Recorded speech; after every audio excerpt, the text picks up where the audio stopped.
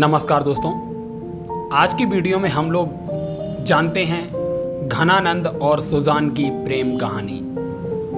दरअसल घनानंद मुगल शासक मोहम्मद शाह रंगीला के यहाँ दरबारी कवि थे और काफ़ी अच्छा लेखन करते थे और लेखन के साथ साथ ये गायन विद्या में भी काफ़ी निपुण थे। और दूसरी ओर सुजान, जो कि मुगल शासक मोहम्मद शाह रंगीला के दरबार में एक वैश्या नृत्यांगना थी जिसका नाम था सुजान, जो काफी सुंदर थी। घनानंद उसकी सुंदरता पर मोहित हो चुके थे। एक ओर उनकी कलम थी तो दूसरी ओर सुजान के प्रति उनका बढ़ता हुआ प्रेम। घनानंद की कलम और उनका प्रेम जो था सुजान, जैसे जैसे बढ़ता जा रहा था, जो मुगल शासक मोहम्मद शाह रंगीला के राज दरबारी थे उनकी ईर्ष्या भी लगातार बढ़ती जा रही थी। मुगल शासक के जो दरबारी थे उन्होंने एक षड्यंत्र रचा। उन्होंने मोहम्मद शाह रंगीला से बोला, महाराज, ये जो आपके दरबारी कवि हैं घनानंद, ये गायन बहुत अच्छा करते हैं। इस बात को सुनकर मोहम्मद शाह रंगीला ने एक दिन उसने उनको आदेश देते हुए बोला कि घनानंद, आज कोई एक गीत सुनाओ। उस समय घनानंद का गायन करने का मन नहीं था, तो उन्होंने राजा की आज्ञा का पालन नहीं किया।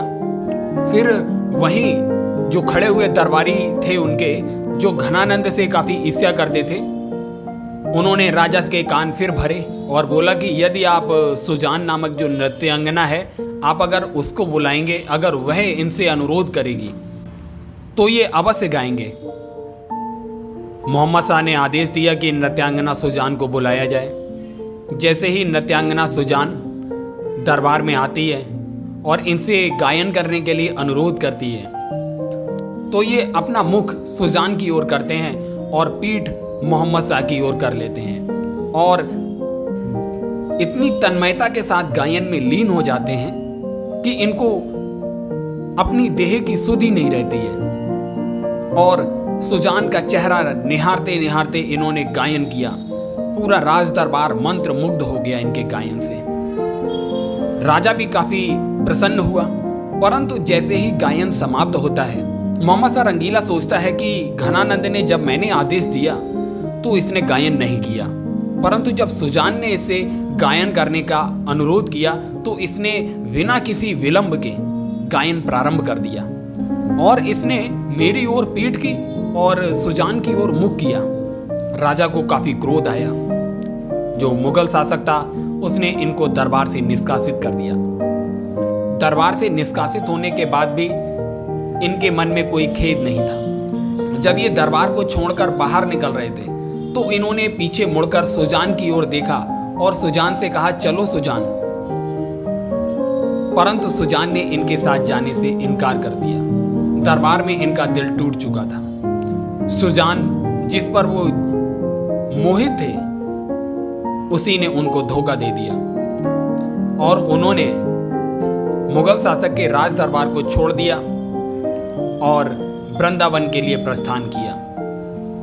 वहां भी उन्होंने निम्बार्क संप्रदाय से, जो भगवान श्री कृष्ण से संबंधित निम्बार्क संप्रदाय था, उससे दीक्षा ली और निम्बार्क संप्रदाय के अनुसार उन्होंने भगवान श्री कृष्ण और राधा रानी के प्रेम के गीत लिखना प्रारंभ किया।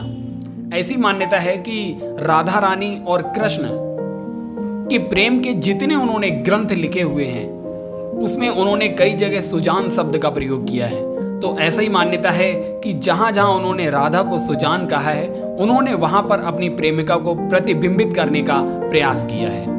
तो इसी वजह से आप देखते होंगे कि घनानंद के ग्रंथों में कई बार सुजान शब्द का प्रयोग देखने को मिलता है। तो दोस्तों, ये थी घनानंद और सुजान की प्रेम कहानी। यदि आपको ये वीडियो पसंद आया हो तो ज़्यादा से ज़्यादा शेयर कीजिए और चैनल को सब्सक्राइब कीजिए। धन्यवाद।